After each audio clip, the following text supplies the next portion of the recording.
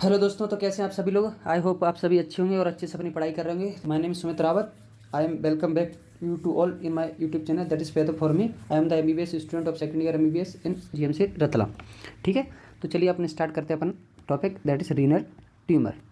ठीक है, अब आपको पता है बेनाइन मैलिग्नेंट ट्यूमर किसी में आप पढ़ेंगे, चाहे लंग में पढ़ें, किडनी में पढ़ें, ब्रेन, कहीं भी ट्यूमर पढ़ते हैं तो बेनाइन मैलिग्नेंट। तो यहाँ पर जो क्लासिफिकेशन एक तरह से एपिथेलियल ट्यूमर रीनल पेरेन्काइमा का, जिसमें अपन मोस्ट अपन एडिनो कार्सिनोमा कवर करेंगे। ठीक है, जिसमें RCC renal cell carcinoma. Epithelial tumour of renal pelvis का भी होता है, जिसमें ट्रांजिशनल और पेपिलोमा जो भी अपन देखते हैं। बाकी एक एम्ब्रियोनल ट्यूमर भी रहता है, जिसमें विल्म्स ट्यूमर, नेफ्रोब्लास्टोमा, जिस पर क्वेश्चन बनता है, शॉर्ट क्वेश्चन, जो कि बच्चों में जनरली आपको देखा जाता है। तो एक अपन इस पर वीडियो देखेंगे, तो मैं मोस्टली अपन इस दो ट्यूमर को इस पूरी वीडियो में अपन कवर करेंगे। ठीक है, तो चलिए सबसे पहले देखते हैं adeno carcinoma of kidney that is tumours in adults. ठीक है, जिसको also known as hypernephroma, renal cell carcinoma और ग्रोवेट्स ट्यूमर, जिसमें पर रीनल सेल कार्सिनोमा आपको यानी कॉमन देखने को मिलेगा।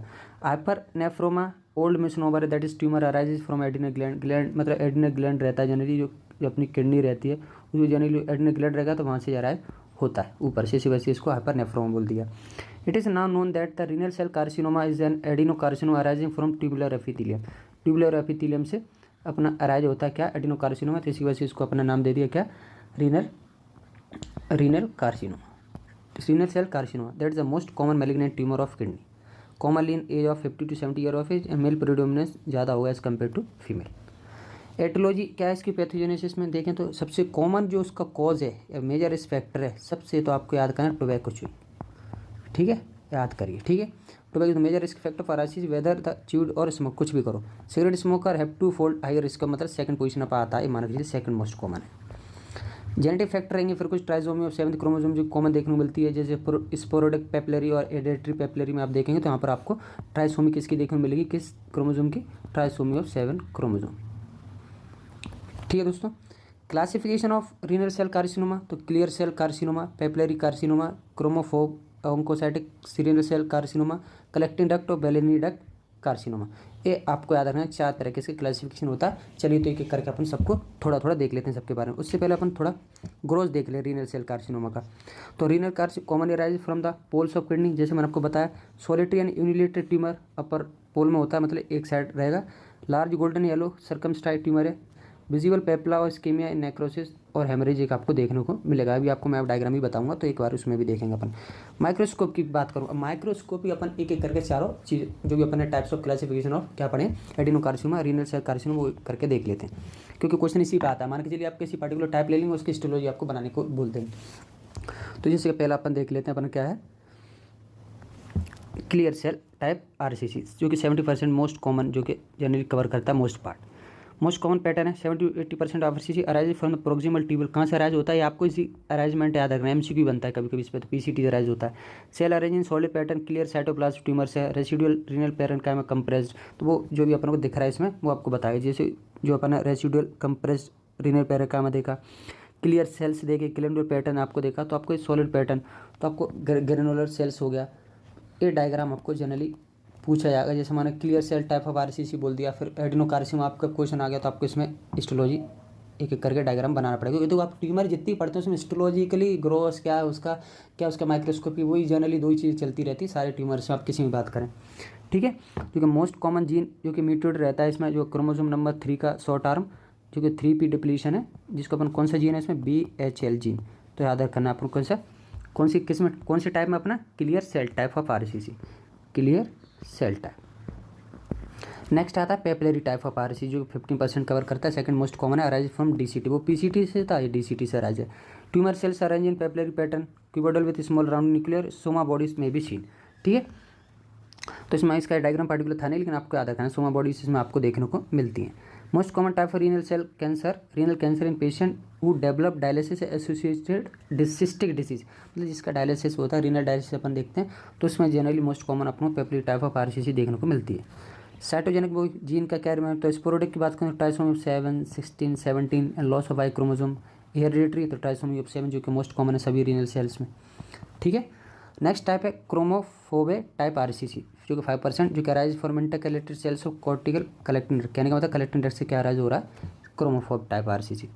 It is a halo around nucleus. एक कैरेक्टरिस्टिक फीचर याद रखिए आप इसका, क्या है इसका, halo around nucleus seen, perinuclear halo जिसको अपन बोलते हैं, जो कि कॉमन कैरेक्टरिस्टिक फीचर है क्रोमोफोब टाइप ऑफ आरसीसी का। अब इसमें भी लॉस ऑफ क्रोमोसोम 1 2 6 सभी मतलब हाइपोप्लॉइडी होती है, बहुत सारे क्रोमोसोम लिख सकते हैं, जिसमें आप कॉमन याद रखिए 17 वाला। ठीक है, लास्ट अपना कलेक्टिंग डक्ट, जो कि बेलेनी डक्ट कार्सिनोमा है, लीस्ट कॉमन टाइप आरसीसी रहता है, arises from medullary collecting duct. अब ये वो कॉर्टिकल्स से था, ये मेडुलरी कलेक्टिंग डक्ट से। ठीक है, सेल्स है प्रोमिनेंट फाइब्रोटिक स्टोमा, फाइब्रोसिस आपको जनरली इसमें देखने को मिलेगी जब आप इसकी माइक्रोस्कोपी देखेंगे। ठीक है, तो जैसे कि मैंने आपको एक तो बताया ओरियन, तो ओरियन आपको सबका याद रखना है। क्लियर सेल का क्या बताया था, पीसीटी, पेपलरी का डीसीटी, क्रोमोफोबिक का कोर्टिकल सीडी मतलब कलेक्टिंग डक्ट, और कलेक्टिंग डक्ट कार्सिनोमा का अपना मेडुलरी कलेक्टिंग डक्ट। तो आपके ओरियन बेस पर इससे एमसीक्यू आ जाता है, तो आप ये भी याद रखिए। ठीक है, क्लिनिकल फीचर अगर आरसीसी की मैं बात करूँ तो ट्रायड है, आरसीसी क्लिनिकल फीचर का क्या है, ट्रायड है। ग्रॉस हिमेचूरिया जो कि मोस्ट कॉमन है, प्लैंक पेन लंबा रीजन आपको पेन होगा, या पाल्पेबल एब्डोमिनल मास।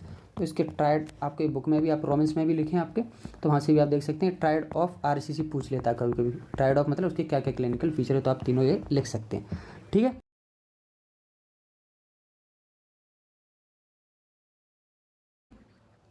नेक्स्ट देखते हैं अपना क्या दोस्तों, पैरान्यूप्लास्टिक सिंड्रोम। तो आरसीसी आपको पता है, पैरान्यूप्लास्टिक सिंड्रोम कभी किसी में भी, चाहे वो रीजन ऑफ इसकी वजह से हो रहा हो, चाहे हाइपर कैल्सीमिया, जूम कर लेते हैं, hyper calcaemia, hypertension, polycythaemia, Cushing syndrome, तो सब में मिलाकर अपन क्या बोलते हैं, पैरान्यूप्लास्टिक बोल देते हैं। ठीक है, तो सारी चीज़ें आपको सिंड्रोम, अगर मान के चलिए पैरान्यूप्लास्टिक सिंड्रोम में आरसीसी बोल दिया, तो आपको इसमें क्या क्या लिखना है, कैल्शियम लेवल बढ़ रहा होगा भाई उसका, हाइपरटेंशन बीपी बढ़ रहा होगा उसका, पॉलीसाइथेमिया उसका आरबीसी का फॉर्मेशन हो रहा होगा। ठीक है, बाकी कजिंग सिंड्रोम रेयर कंडीशन में देखने को मिलता है। स्प्रेड जैसे हम आपको पता है हेमेटोजेनस रूट या फिर लोकली, जो कि अपन बताते हैं हेमेटोजेनस मतलब वो ब्लड के थ्रू जाएगा, तो टू लंग्स पे मोस्ट कॉमन है, लोकली लिवर और पेरिफेरल लिम्फ नोड्स वगैरह पे जो एक्स्ट्रा सिस्टमिक रहता है। ठीक है, नोट क्या कह रहा है भाई, तो one of the striking characteristic of renal cell carcinoma क्या है, it's tendency to invade renal vein, मतलब रीनल वेन को क्या करता है, वेन इन्वेट कर जाता है एक तरह से।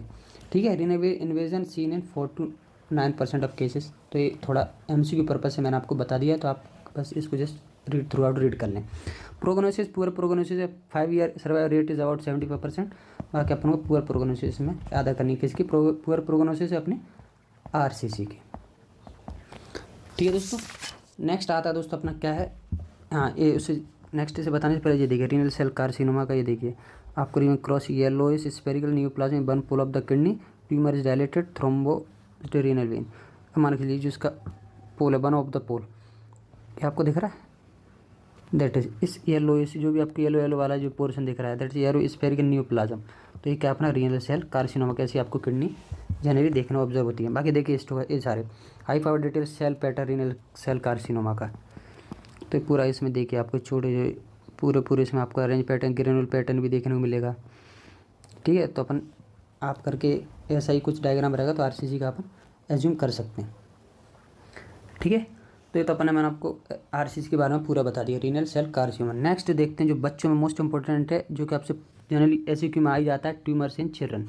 ठीक है, also known as nephroblastoma, derived from primitive renal epithelium mesenchymal component, जैसे कि वो अपना इंटेस्टाइनल ग्लोमेरुलर एपिथेलियम से हो रहा था, यहाँ पर रीनल एपिथेलियम। ठीक है, that is the most common abdominal malignant tumour of young चिंगर। एब्डोमिनल मैलिग्नेंसी है, बच्चों में जनरली 1 से 6 साल के बच्चों में देखनी जाती है, जो कि दोनों बच्चे फीमेल और फीमेल दोनों में सेम रहेगी। एथोलॉजी पैथोजेनेसिस की बात करूँ मैं, तो Wilms tumour associated with WT1 gene located on chromosome 11p3। WT मतलब विल्स ट्यूमर 1 जीन, नाम में उसका वो जीन है। ठीक है, जो कि क्रोमोसोम कौन से, मतलब 11th पेयर ऑफ क्रोमोसोम की पी साइट पे 13th वाला क्रोमो 13 पोजीशन पे। ठीक है, तो ऐसा इसको याद रखिए, 11p13। Mutation between B catenin pathway of WNT wingless signalling पाते हैं, कुछ नहीं इसमें, उसे आप मान के चलिए इसका एक पाथवे जो कि म्यूटेशन होता है, जिसमें बी कैटेनिन का इन्वॉल्वमेंट रहता है। ठीक है, ग्रोसली देखूँ तो tumour is a large spheroidal replacing most of the kidney. ठीक है, लार्ज रहेगा, स्पोरेडिकल शेप रहेगा, सॉलिड टू यूनिलेटर रहेगा, कैरेक्टरिस्टिक क्या है, वेरीगेटेड अपीयरेंस रहेगा, मतलब दूर दूर रहेगा, ऐसा वेरिएशन रहेगा।